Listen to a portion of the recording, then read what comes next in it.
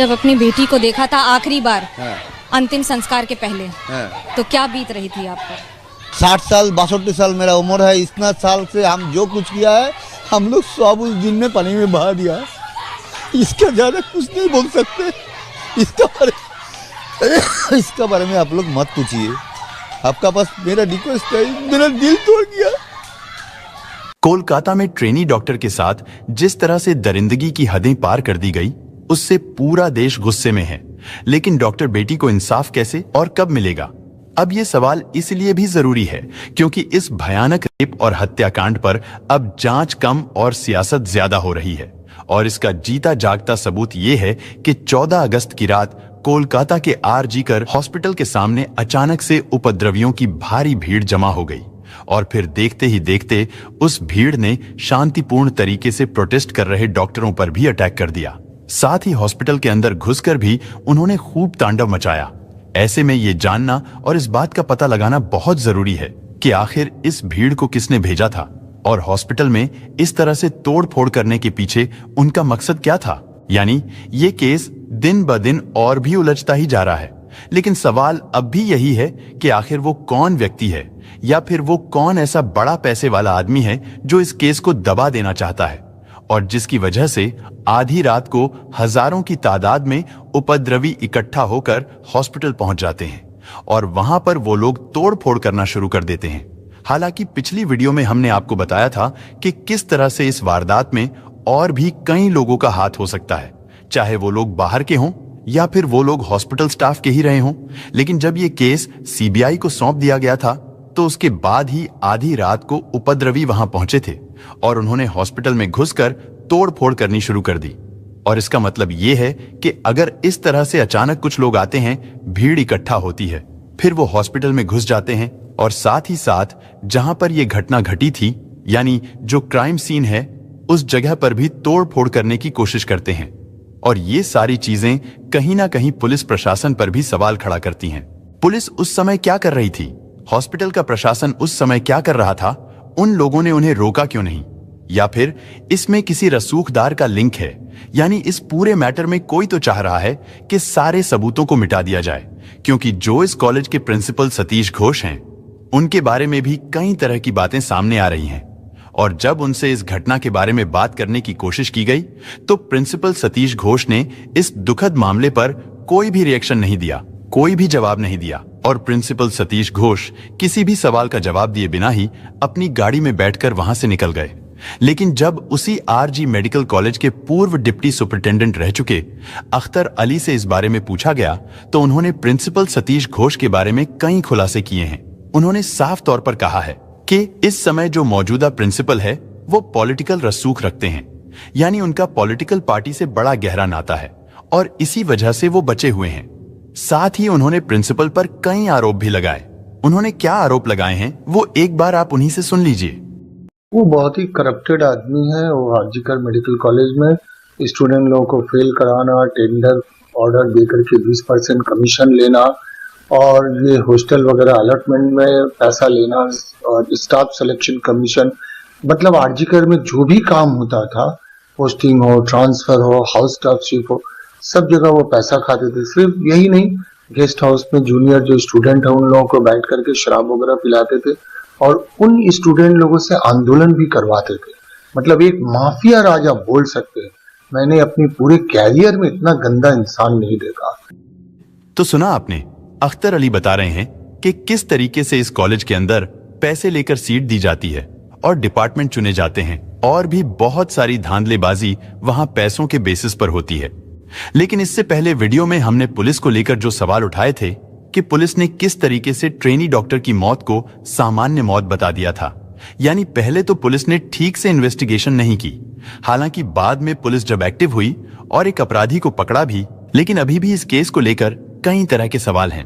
हालांकि ये पहली बार नहीं है जब कोलकाता पुलिस पर सवाल उठाए जा रहे हों, बल्कि इससे पहले भी कोलकाता पुलिस पर सवाल उठ चुके हैं और वो भी उसी हॉस्पिटल को लेकर, यानी पहले भी इसी आरजीकर मेडिकल कॉलेज को लेकर ही सवाल उठे थे, क्योंकि ऐसा ही एक केस 2001 में सामने आया था। इस घटना को सुनने के बाद आप लोग भी सोचने पर मजबूर हो जाएंगे कि क्या सच में इस तरीके की गंदी और घटिया चीजें एक हॉस्पिटल के अंदर हो सकती हैं। साथ ही आप ये सोचने पर भी मजबूर हो जाएंगे कि ये हॉस्पिटल है या अय्याशी का अड्डा। और अगर ये सारी चीजें उस समय हुई थीं, तो आखिर पुलिस ने उस समय भी ठीक ऐसा ही रिएक्ट क्यों किया था। दरअसल साल 2001 में सौमित्रा बिस्वास नाम का एक लड़का इस मेडिकल कॉलेज में प्रैक्टिस करता था। सौमित्रा बिस्वास भी कोलकाता का ही रहने वाला था। उसने घटना से एक दिन पहले अपनी मां से बात की और कहा कि वो कल घर आएगा। लेकिन उसके अगले दिन आरजी मेडिकल कॉलेज के हॉस्टल में सौमित्रा बिस्वास की लाश पंखे से लटकी हुई मिलती है। इसके बाद इस घटना की जानकारी पुलिस को दे दी जाती है और फिर तुरंत ही पुलिस भी वहां पहुंच जाती है। पुलिस वाले पहले उसकी लाश को नीचे उतारते हैं और फिर थोड़ी जांच करने के बाद पुलिस कहती है कि ये तो एक सामान्य मौत है, यानी लड़के ने खुद ही मौत का रास्ता चुना है और उसने खुदकुशी की है। लेकिन सौमित्रा बिस्वास के माता पिता ये बात मानने को तैयार नहीं थे कि सौमित्रा ने खुदकुशी की है। उनका कहना था कि उनका बेटा ऐसा क्यों करेगा। इसके बाद ये केस कोर्ट में पहुंचता है। सौमित्रा बिस्वास के घर वाले कहते हैं कि हमारा बेटा ऐसा कर ही नहीं सकता, वो एक होनहार बच्चा था। उसकी मां बताती हैं कि सौमित्रा बिस्वास ने मुझे फोन किया था और उसने अपनी मां से 2 दिन बाद घर आने की बात कही थी। उसने कहा था कि मां, हमारे एग्जाम हो गए हैं, इसलिए मैं 2 दिन बाद घर आ जाऊंगा। उसकी मां का कहना था वो अचानक ऐसा नहीं कर सकता। लेकिन इस पर कोलकाता पुलिस ने उस समय कहा था कि सौमित्रा ने किसी लड़की से अफेयर के चलते अपनी जान दी है, यानी वो प्यार में फेलियर था। वो किसी लड़की से प्यार करता होगा और उस लड़की ने सौमित्रा को प्यार में धोखा दिया होगा, जिसकी वजह से सौमित्रा बिस्वास ने मौत का रास्ता चुना। लेकिन सौमित्रा की मां पुलिस की इस थ्योरी को मानने के लिए तैयार नहीं थी। वो अकेली ही डटी हुई थी। उन्होंने कहा कि मैं ये मान ही नहीं सकती कि मेरे बेटे ने खुद अपनी जान दी है। सौमित्रा बिस्वास की मां का कहना था कि ये एक सोची समझी साजिश के तहत की गई हत्या है। इसके बाद कोर्ट के आदेश पर यह केस दोबारा रीओपन किया गया और फिर से इन्वेस्टिगेशन शुरू कर दी गई। लेकिन जब पूरा मामला खुला तो इस हॉस्पिटल के बारे में एक ऐसा सच सामने आया जिसे सुनकर हर कोई हैरान रह गया। दरअसल इस घटना में कोलकाता पुलिस उस समय औरुमिता दास नाम की एक लड़की को अरेस्ट करती है। औरुमिता दास भी उसी आरजी कर मेडिकल कॉलेज में ही पढ़ती थी। औरुमिता को अरेस्ट करने के बाद उससे पूछताछ की जाती है। इधर जब औरुमिता को अरेस्ट कर लिया जाता है तो आरजी कर मेडिकल कॉलेज के स्टूडेंट्स भी प्रोटेस्ट करना शुरू कर देते हैं, क्योंकि सौमित्रा बिस्वास का एक तरीके से मर्डर हो गया था। और जब ये सारी चीजें सामने आई तो फिर कुछ स्टूडेंट भी खुलकर सामने आते हैं और वो स्टूडेंट आरजी कर मेडिकल कॉलेज की एक बहुत ही खौफनाक सच्चाई सामने रखते हैं। उस समय टीएनएन की रिपोर्ट के मुताबिक दावा किया गया था, क्योंकि उन लोगों ने उस कॉलेज में और उस हॉस्टल में जाकर ग्राउंड रिपोर्टिंग भी की थी और साथ ही उन्होंने वहां पर बहुत सारी चीजें अपनी आंखों से भी देखी थीं। और अगर आप चाहें तो इसे गूगल पर भी सर्च कर सकते हैं। टीएनएन की एक रिपोर्ट के मुताबिक जब वो लोग वहां पहुंचे और जब कुछ स्टूडेंट सामने आए तो पता चला कि आरजी कर मेडिकल कॉलेज के अंदर प्रोस्टिट्यूशन का रैकेट चलता है। महिलाओं को लेकर डील होती है, पैसे में लड़कियां बेची जाती हैं और साथ ही कुछ पोर्नोग्राफी का काम भी होता है, यानी ब्लू फिल्म्स बनाने का काम भी किया जाता है। लेकिन अब सवाल ये है कि आखिर इतने बड़े और फेमस हॉस्पिटल में ये सब चीजें कैसे होती थीं? दरअसल इस पूरे रैकेट में कुछ स्टूडेंट शामिल हैं, साथ ही कुछ डॉक्टर भी शामिल थे और कोई पॉलिटिकल लीडर भी इसमें उनके साथ मिला हुआ है, जिसकी शे में ये सारा काम होता था। खैर, जब औरुमिता दास यानी जो सुमित्रा बिस्वास की दोस्त थी, जब उससे पूछताछ की जाती है तो वो भी इस रैकेट को लेकर कई बड़े खुलासे करती है। वो हम आगे आपको इस वीडियो में बताएंगे। लेकिन जब आगे की इन्वेस्टिगेशन होती है तो तब स्टूडेंट सड़कों पर आ जाते हैं और उनका कहना था कि सौमित्रा बिस्वास ने उस रैकेट में शामिल लोगों के खिलाफ आवाज उठाई थी, इसीलिए उसका कत्ल किया गया है। और तहकीकात होने पर यानी टीएनएन के रिपोर्टर्स ने जब उसने बाकी चीजों के बारे में पूछा तो पता चलता है कि वहां हॉस्पिटल में वीकेंड पर यानी छुट्टी के दिन लड़कियों को बुलाया जाता है, सेक्स वर्कर्स का इंतजाम किया जाता है। उस मेडिकल कॉलेज में जो हॉस्टल्स हैं उनमें से एक हॉस्टल के अंदर बाकायदा एक स्पेशल रूम बना हुआ है। उस रूम के अंदर ट्राइपॉड रखा हुआ है, एक टेबल भी पड़ा हुआ है, रिफ्लेक्टर्स रखे हुए हैं, लाइटें भी लगी हुई हैं। और वीकेंड के दिन जब बच्चे बाहर होते हैं या छुट्टी पर अपने घर चले जाते हैं, लेकिन जो स्टूडेंट उसमें इन्वॉल्व है वो वीकेंड के दिनों में भी वहीं रहते हैं। इसके बाद वहां पर सेक्स वर्कर्स को बुलाया जाता है और फिर पॉर्न फिल्म शूट की जाती है। और कई बार तो ऐसा भी होता था कि जब लड़कियां नहीं मिलती थीं, यानी सेक्स वर्कर्स नहीं मिलती थीं, तो ऐसे में आरजीकर मेडिकल कॉलेज से डेड बॉडी उस जगह लाई जाती थी। वो डेड बॉडी जिनका पोस्टमार्टम नहीं हुआ होता था, जिनकी चीर फाड़ नहीं की गई होती थी, यानी जो डेड बॉडी सही सलामत होती, उनको वहां लाया जाता है और फिर उनकी न्यूड बॉडी शूट की जाती है। उसकी पूरी रिकॉर्डिंग की जाती थी। इसके बाद उन वीडियोस की एडिटिंग की जाती थी, उन्हें मॉर्फ किया जाता था, उनके चेहरे को चेंज कर दिया जाता था, यानी एक डेड बॉडी के साथ पॉर्न फिल्म शूट की जाती थी और फिर उसके ऊपर किसी और का चेहरा लगा दिया जाता था। और जब कॉलेज के बच्चों ने इस पर बोलने की कोशिश की, इसके खिलाफ आवाज उठाने की कोशिश की, तो उन्हें डरा धमकाकर चुप करा दिया गया, जिसकी वजह से उन लोगों ने फिर कभी आवाज नहीं उठाई। लेकिन सौमित्रा विश्वास इसका शिकार हो गया था, क्योंकि उसकी दोस्त भी उस रैकेट का शिकार हो गई थी। हालांकि उसने उससे पहले कभी कुछ नहीं बोला था, लेकिन बात जब उसकी दोस्त औरुमिता दास पर आई, जब उसकी फोटो मॉर्फ की गई और एक न्यूड शरीर के ऊपर लगा दी गई, इसके बाद उस वीडियो को प्रसारित कर दिया गया, तो तब सौमित्रा विश्वास ने उसके खिलाफ आवाज उठाई। और फिर 25 अगस्त को छात्रावास के कमरे में उसकी लाश मिलती है, और वो भी इस तरीके से कि उसके मुंह में एक रुमाल ठूसा हुआ था, जिसकी वजह से उसके घर वाले बार बार कह रहे थे कि हमारे बेटे को कत्ल किया गया है। और तो और आरजीकर मेडिकल कॉलेज के उस हॉस्टल में रूम नंबर 15 है। टीएनएन की रिपोर्ट में इस बात का दावा किया गया है कि जब टीएनएन के रिपोर्टर उस हॉस्टल के रूम 15 में पहुंचे, तो वहां पर उन्हें नहीं जाने दिया गया। उन्हें वहां जाने से रोकने के लिए बहुत कोशिश की गई, लेकिन फिर किसी तरह से टीएनएन के रिपोर्टर उस हॉस्टल के रूम नंबर 15 तक पहुंचे, और जब उन्होंने उसका दरवाजा खोलने की कोशिश की तो वो खुल नहीं रहा था। उसका दरवाजा बहुत टाइट बंद किया गया था। उस कमरे की बहुत ज्यादा सिक्योरिटी थी, लेकिन कड़ी मशक्कत के बाद वो लोग अंदर पहुंच जाते हैं। टीएनएन रिपोर्टर अंदर देखते हैं कि जो बच्चों ने बताया कि वहां पर एक ट्राइपॉड है, रिफ्लेक्टर्स है, लाइट है, टेबल है, यानी सब कुछ वहां पर रखा हुआ था। इस पर उन्होंने एक रिपोर्ट छापी और कहा गया कि जो बच्चों ने बताया था उनकी बातों में दम लगता है। उस कॉलेज के अंदर और साथ ही साथ वहां जो हॉस्टल बनाए हुए थे, उनके अंदर भी कहीं ना कहीं ऐसी चीजें होती हैं। लेकिन ऐसे में एक डॉक्टर बहुत फेमस हुए थे। वो डॉक्टर भी इसी आरजीकर मेडिकल कॉलेज में ही ड्यूटी करते थे। उन्होंने सौमित्रा विश्वास की मौत के बारे में अपनी बात रखी, तो तब पूरी तरह से साफ हो गया था कि सौमित्रा विश्वास की मौत सामान्य नहीं थी, बल्कि उसके पीछे कोई साजिश थी।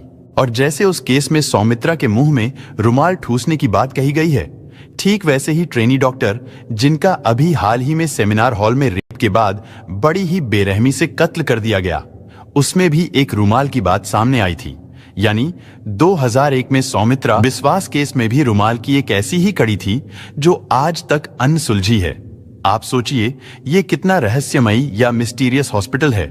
आप सोचिए कैसे एक लाश को निकालकर उसके साथ पोर्नोग्राफी बनाई जाती है, और उस समय यानी 2001 की हम बात कर रहे हैं, सुपर इम्पोज कर दिया जाता है, यानी उस लाश के चेहरे को हटाकर एडिटिंग करके किसी और जिंदा लड़की की तस्वीर लगा दी जाती थी। और इससे अंदाजा लगा सकते हैं कि उस समय भी इस हॉस्पिटल में कितना हीनियस क्राइम होता था। खैर, अब हम आते हैं ट्रेनी डॉक्टर केस की तरफ। जैसे उस समय सौमित्रा विश्वास की मौत को पुलिस ने सामान्य मौत घोषित कर दिया था, ठीक वैसे ही इस केस में भी पहले यही साबित करने की कोशिश की गई कि ट्रेनी डॉक्टर ने भी खुदकुशी की है। हालांकि मौकाए वारदात को देखकर पहली ही नजर में कोई भी इसे कत्ल का मामला समझ सकता था, लेकिन इसके बावजूद पुलिस ने पहले इस सिलसिले में सामान्य मौत का केस दर्ज किया, जबकि वारदात का शिकार हुई डॉक्टर न सिर्फ उसी हॉस्पिटल में काम करती थी, बल्कि उसकी बुरी तरह से जख्मी लाश हॉस्पिटल के अंदर ही सेमिनार हॉल में पड़ी थी।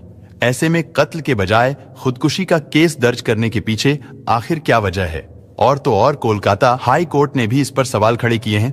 मामले की जांच कर रही सीबीआई को अब इसके पीछे की वजह भी जाननी होगी। और एक सवाल यह भी है कि इस पूरे मामले में ट्रेनी डॉक्टर के उन चारों डॉक्टर सहकर्मियों की क्या भूमिका है, क्योंकि वारदात से पहले रात को पीड़ित डॉक्टर ने अपने 4 कोलिग्स के साथ ही डिनर किया था।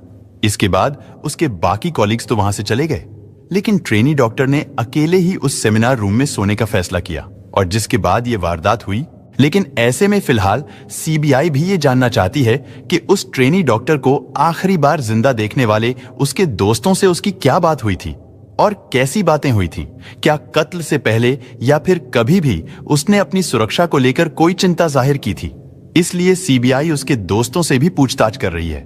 हालांकि सीबीआई भी अभी तक अंधेरे में है, उन्हें भी अभी तक कोई सफलता मिलती नजर नहीं आ रही है। सीबीआई का कहना है कि पहले जिन सवालों का जवाब ढूंढा जा रहा है वो ये है कि क्या उस दिन क्राइम सीन पर संजय के अलावा कोई और भी था या फिर ये पहले से कोई साजिश थी। फिलहाल इन्हीं सवालों का जवाब जानने के लिए सीबीआई एक साथ कई दिशाओं में अपनी तफ्तीश को आगे बढ़ा रही है। वो पुलिस द्वारा अरेस्ट किए गए आरोपी संजय रॉय से पूछताछ कर इस मामले का पूरा सच जानने की कोशिश तो कर ही रही है। साथ ही वो ये भी पता लगाने की कोशिश कर रही है कि क्या संजय रॉय सिर्फ एक मोहरा है या फिर वो अकेला ही ट्रेनी डॉक्टर का कातिल और गुनहगार है। ये चीजें हम आपको इसलिए बता रहे हैं क्योंकि जो अपराधी पकड़ा गया है, जिसका नाम संजय रॉय है, जो कि इस हॉस्पिटल में हर जगह फ्रीली घूमता रहता था, यानी उसे कोई रोकने टोकने वाला नहीं था।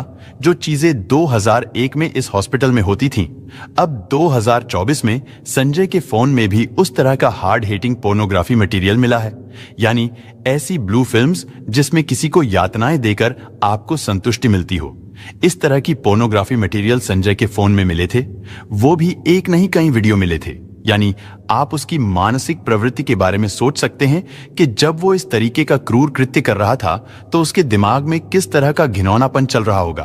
खैर, हम आपको पूरी कहानी पहले ही बता चुके हैं और हमारा मकसद यही था कि आपको ये बता सके कि इस हॉस्पिटल के अंदर ये पहली बार नहीं था। इसके पहले भी कई ऐसे केस हैं जिनकी फाइलें दबाकर रखी गई हैं, लेकिन अब ये पूरा मामला सीबीआई के हाथ में आ चुका है, तो सीबीआई इसकी भी पुख्ता जांच जरूर करेगी कि क्या इसमें संजय रॉय के अलावा कोई और भी शामिल है, क्योंकि अब तक जिस तरह से कहा जा रहा है कि किसी एक अपराधी द्वारा इस कृत्य को नहीं किया जा सकता और जिस तरीके से क्रूरता बर्बरता उस डॉक्टर के साथ की गई है, उसमें संजय रॉय बिल्कुल भी अकेला नहीं हो सकता।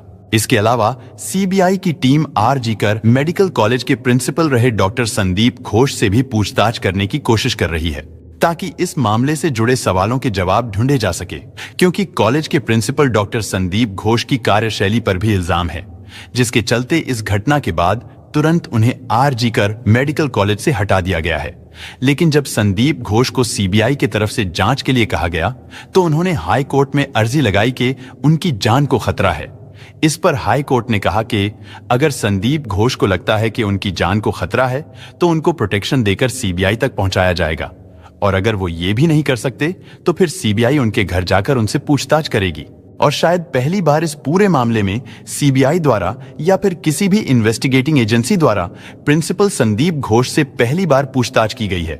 यानी ये इतना पावरफुल आदमी है कि आज तक इससे किसी भी मामले में कोई भी पूछताछ नहीं की गई थी। लेकिन अब देखना यह है कि सीबीआई इस केस को सॉल्व कर पाती है या नहीं।